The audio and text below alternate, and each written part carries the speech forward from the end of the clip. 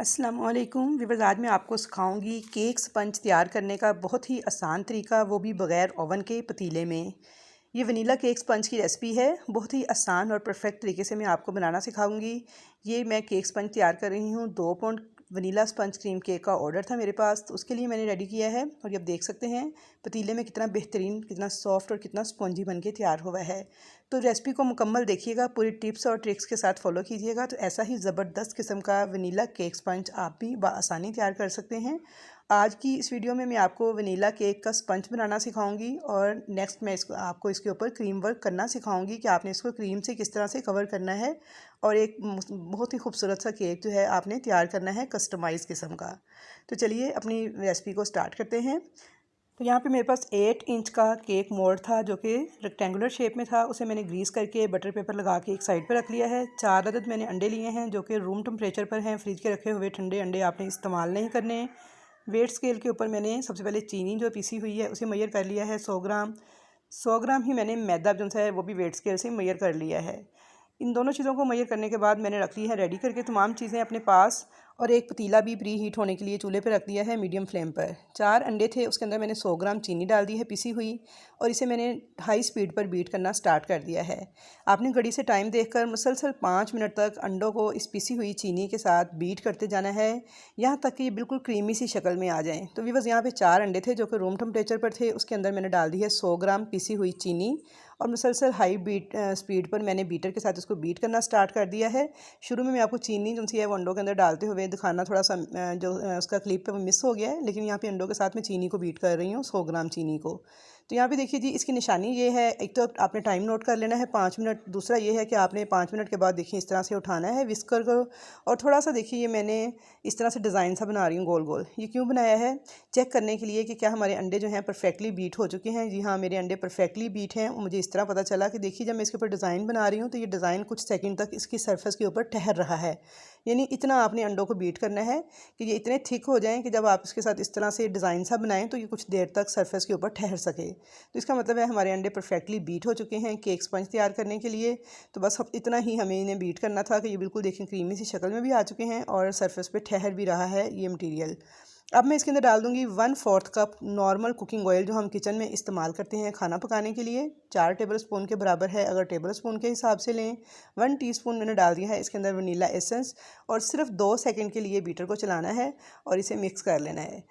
ये देखिए, सिर्फ आपने 1 से 2 सेकंड के अंदर इस ऑयल को और वनीला एसेंस को मिक्स कर लेना है। तो चलिए, अब बीटर का काम हो गया है ख़त्म। इसको एक साइड पे कर देंगे, और अब एक मैंने एक छलनी ली है, इसे मैं रखूँगी इस बॉल के ऊपर, और इसके अंदर मैं डाल दूँगी 100 ग्राम मैदा जो कि मैंने मेजर करके लिया है, और देखिए 1 कप से थोड़ा सा कम है।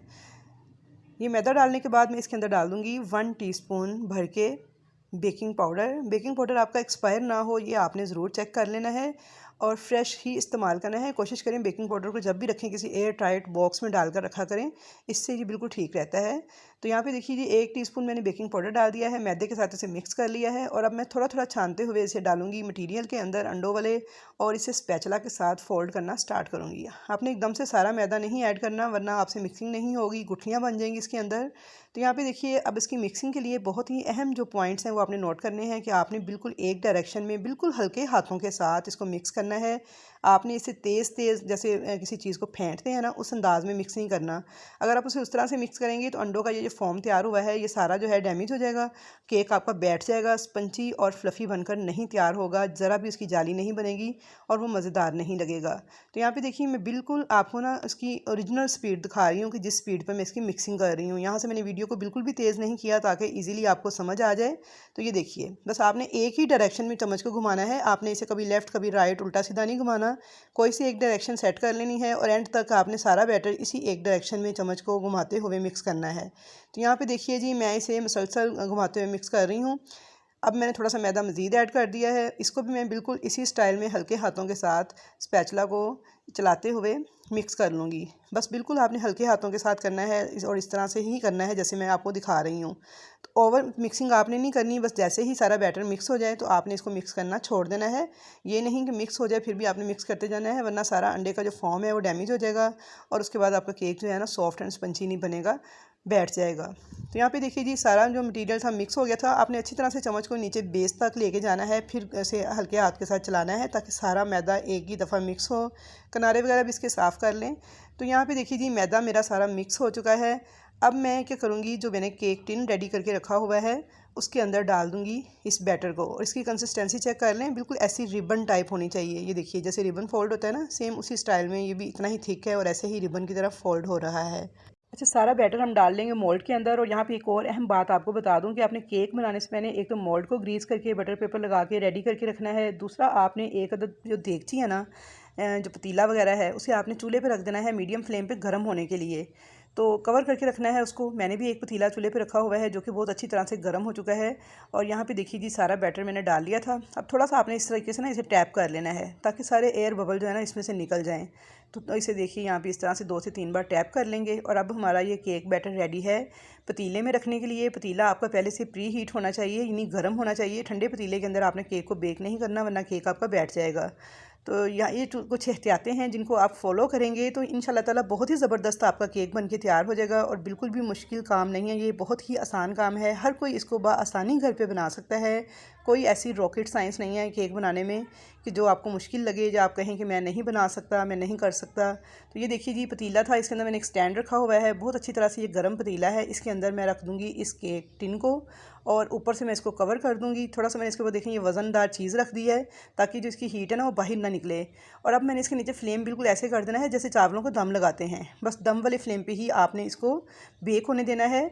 मुझे यहाँ पे केक को बेक करते हुए तकरीबन 50 मिनट्स लगे थे। 50 मिनट्स के बाद मैं इसको चेक कर रही हूँ तो अल्हम्दुलिल्लाह माशाल्लाह इतना ज़बरदस्त इस पर कलर आ चुका था और इतना सॉफ्ट और स्पंजी केक बन के तैयार हुआ था कि मैं आपको बता नहीं सकती इसकी कितनी प्यारी खुशबू आ रही थी और दिखने में ये कितना खूबसूरत लग रहा था। चेक कर लेंगे इसको।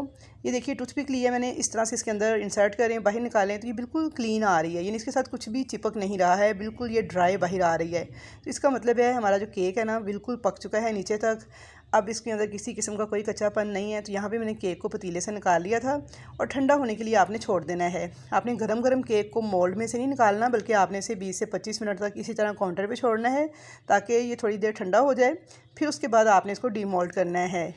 तो यहाँ पे केक को 20 से 25 मिनट हो गए थे काउंटर पे पड़े हुए, अच्छी तरह से ठंडा हो चुका है। तो अब हम इसे बाहर निकालेंगे। तो बाहर निकालने के लिए देखिए दोनों साइडों से तो मैंने बटर पेपर बाहर की तरफ बढ़ाया हुआ था, इसलिए इधर से तो कोई मसला नहीं होगा।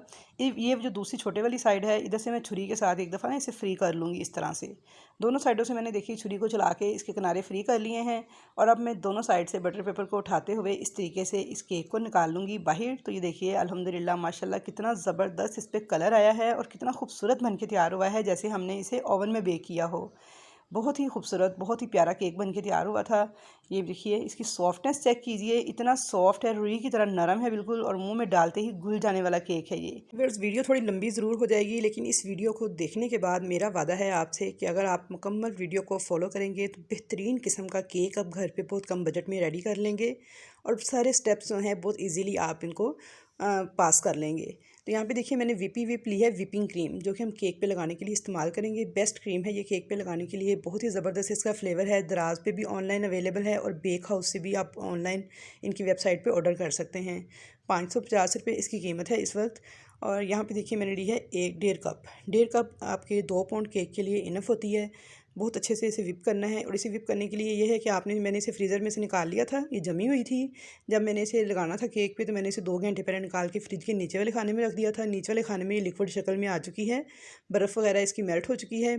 अब मैंने 1.5 कप नाप के डाल ली है, यानी क्रीम आपकी मेल्ट होनी चाहिए लेकिन ठंडी होनी चाहिए। आपने इसे फ्रिज से बाहर रख के नहीं मेल्ट करना, फ्रिज के अंदर ही मेल्ट होने देना है ताकि ये मेल्ट हो लेकिन ठंडी रहे। अब मैंने क्रीम को देखिए विप करना स्टार्ट कर दिया है बीटर के साथ। हाई स्पीड पर मैं बीटर को चलाती जाऊंगी 7 से 8 मिनट तक, घड़ी से टाइम देखकर मुसलसल। तो 7 से 8 मिनट के बाद क्रीम हमारी बहुत अच्छे तरीके से विप हो जाती है। आपने इसमें जल्दबाजी का मुजाहरा नहीं करना। यहाँ पे देखिए क्रीम काफ़ी थिक हो गई है, लग रहा है जैसे विप हो चुकी है, लेकिन ये विप नहीं हुई। क्यों? क्योंकि देखिए मैं इसे बीटर से उठा रही हूँ तो ये नीचे की तरफ गिर रही है। जब ये विप हो जाएगी तो ये बिल्कुल अपनी जगह पर सेट हो जाएगी, बिल्कुल भी नहीं गिरेगी। तो मैं इसे मज़ीद विप करूँगी। और अब यहाँ पे देखिए मेरी क्रीम जो है कम्प्लीटली विप हो चुकी है। इसकी एक निशानी तो ये है कि देखिए इसकी शक्ल ही बता रही है कि मैं विप हो चुकी हूँ। बहुत ज़्यादा देखें इसमें स्टिफ पीक्स आ चुके हैं, लेकिन उसके अलावा एक बड़ी निशानी ये है कि ये देखिए बीटर के साथ मैं क्रीम को उठा रही हूँ तो बिल्कुल भी नहीं गिर रही, अपनी जगह पे कायम है। और बॉल को देखिए मैंने उल्टा कर दिया है तो फिर भी ये टस से मस नहीं हो रही। तो बस ये इतनी हद तक आपने क्रीम को व्हिप करना है। और इस पूरी क्रीम को व्हिप करने में मुझे तकरीबन 7 से 8 मिनट लगे हैं हाई स्पीड पर बीटर को चलाते हुए। तो बहुत आसान है क्रीम को व्हिप करना। इसमें आपको कोई भी चीज़ मिलाने की या ऐड करने की ज़रूरत नहीं है। बस आपने इसको 7 से 8 मिनट लगातार तेज़ स्पीड पर बीटर को चलाते जाना है और ये स्टेज आने तक आपने इसको व्हिप कर लेना है। उसके अलावा टेम्परेचर का थोड़ा ख्याल करना पड़ता है। अगर बहुत ज़्यादा गर्मी हो तो इसके नीचे बर्फ़ रख सकते हैं ताकि टेम्परेचर से क्रीम का डाउन ना हो। लेकिन आजकल क्योंकि मौसम नॉर्मल है तो मैंने इसको ऐसे ही व्हिप किया है। बेहतरीन क्रीम मेरी व्हिप हो चुकी है। तो चलिए अब केक पे लगाना स्टार्ट करते हैं। पे इस स्टेप को बहुत गौर से देखिए कि मैं बीटर को बाहर निकाल रही हूँ क्रीम से। तो कैसे निकाल रही हूँ ये देखिए, मैंने इसको थोड़ा सा ऊपर उठाया, बिल्कुल लो स्पीड कर दी थी। और ये देखिए मेरे ना जो बीटर के विस्कर हैं वो साफ़ हो चुके हैं, वरना इनके साथ बहुत ज़्यादा क्रीम ज़ाया होती है। लेकिन अगर आप इस तरीके से इसे बाहर निकालेंगे तो फिर बिल्कुल भी आपकी क्रीम ज़ाया नहीं होगी। अब यहाँ पे मैंने 8 इंच का एक केक बोर्ड लिया है, इसके ऊपर थोड़ी सी क्रीम लगा दी है। और इसके ऊपर मैं केक की एक लेयर, जो मैंने 3 लेयर्स में केक को कट किया था, उनमें से एक लेयर मैं इसके ऊपर रख दूँगी ताकि केक हमारा अच्छी तरह से इस लेयर के साथ चिपक जाए क्रीम की। इसके ऊपर मैं शुगर सिरप के साथ कर लूँगी सोक। आप चाहें तो इसे पाइनएप्पल सिरप के साथ भी सोक कर सकते हैं। मैंने इसके अंदर 2 टेबल स्पून चीनी और 4 टेबल स्पून पानी, साथ मैंने 4 टेबल स्पून पाइनएप्पल सिरप डाला था। वो डाल के मैंने इसका ये मिक्सचर तैयार किया है। और अब मैं इसको इस तरह से सोक कर लूँगी। अच्छी तरह से आपने सोक कर लेना है। सोक करने के बाद इसके ऊपर थोड़े से मैंने पाइनएप्पल स्प्रेड कर दिए थे। आप चाहें तो इसके ऊपर एप्पल जैम लगा सकते हैं, मैंगो जैम लगा सकते हैं, स्ट्रॉबेरी जैम लगा सकते हैं, या फिर इस तरह से पाइनएप्पल के स्लाइसेस बारीक क्रश करके लगा सकते हैं। जो चीज़ आपको पसंद हो, जिस फ्लेवर का आप केक बनाना चाहते हैं, वो चीज़ आप इसके अंदर इस्तेमाल कर सकते हैं। अच्छी तरह से क्रीम को मैंने प्लेन कर दिया था। और अब मैं इसके ऊपर दूसरी लेयर रख दूँगी, इसको भी मैं सोक करूँगी अच्छे से। सेम वही प्रोसेस मैंने इसके ऊपर किया है। तो इस तरह करते हुए मैंने अपनी तीनों लेयर्स जो हैं सेट कर ली हैं। अब क्या करना है, इस क्रीम को हमने करना है क्रम कोट, यानी पहला कोट आपने एक रफली सा करना है जिससे इसके सारे क्रम्स वगैरह जो हैं कवर हो जाएं। तो यहाँ पे देखिए जी, क्रम कोट मेरा हो चुका है। अब मैंने इसे थोड़ी देर के लिए फ्रिज में रख दिया था, फ्रीज़र में, यानी ऊपर वाले खाने में 10 मिनट के लिए, ताकि अच्छे से सेट हो जाए क्रीम ज़रा। तो साथ ही मैंने क्रीम वाला बॉल भी फ्रीज़र में रख दिया था। 10 मिनट के बाद मैंने दोनों चीज़ों को फ्रीज़र से निकाल लिया है। और अब मैं इसके ऊपर क्रीम अप्लाई करूँगी। तो यहाँ पे देखिए जी, केक को मैंने क्रीम से कवर कर लिया था, लेवल कर लिया था। अब मैं इसके ऊपर करूँगी डिज़ाइनिंग। उसके लिए मैंने थोड़ी सी क्रीम जो है उसमें रेड कलर डाल के उसे पाइपिंग बैग में डाल के रखा हुआ था। एक 1 ml की नोज़ल यूज़ की है और इस तरह से मैंने केक का बॉर्डर डिज़ाइन किया था। उसके बाद मैंने ली थी एप्पल जैम, उसको मैंने अच्छी तरह से थोड़ा बीट करने के बाद एक पाइपिंग बैग में भर लिया था। उसके साथ मैंने लिखा है इसके ऊपर हैप्पी टीचर्स डे। थोड़े से मैं इसके ऊपर बीड्स लगा दूँगी। और ये देखिए जी, हमारा ज़बरदस्त किस्म का टीचर्स डे का 2 पाउंड का वनीला स्पंज क्रीम केक के साथ बनके तैयार हो चुका है। तो आई होप व्यूअर्स कि आपको वीडियो बहुत अच्छी लगी होगी। वीडियो अगर अच्छी लगे तो वीडियो को लाइक ज़रूर कीजिएगा, चैनल पर नए हैं तो सब्सक्राइब कीजिएगा। सारे पॉइंट्स मैंने अच्छी तरह से क्लियर किए हैं, केक के मेकिंग से लेकर उसकी क्रीम लगाने से लेके उसको डिलीवर करने तक। अगर किसी किस्म की बात की कोई समझ ना आई हो तो आप कमेंट सेक्शन में मुझसे पूछ सकते हैं। तो इंशाल्लाह ताला आप इसे ट्राई कीजिएगा, बहुत ज़बरदस्त आपका केक बन के तैयार हो जाएगा। और बहुत ही मज़ेदार था खाने में, बहुत अच्छा फीडबैक आया था कस्टमर का, बहुत ही ज़बरदस्त ये उनको केक पसंद आया था। तो यहाँ पे देखिए जी, केक मेरा डिलीवर करने के लिए मैंने बॉक्स में पैक कर दिया था। और ये बच्चों के कॉलेज से मुझे आया था ऑर्डर, और 2 केक्स का ऑर्डर था। सेम रेसिपी है दोनों की, सिर्फ डिज़ाइनिंग जो सी है वो डिफरेंट है। तो मैंने आपके साथ एक ही रेसिपी शेयर की है। तो इंशाल्लाह ताला मुलाकात होगी आपके साथ एक अच्छी नई वीडियो के साथ। तब तक के लिए मुझे दीजिए इजाज़त। अल्लाह हाफ़िज़।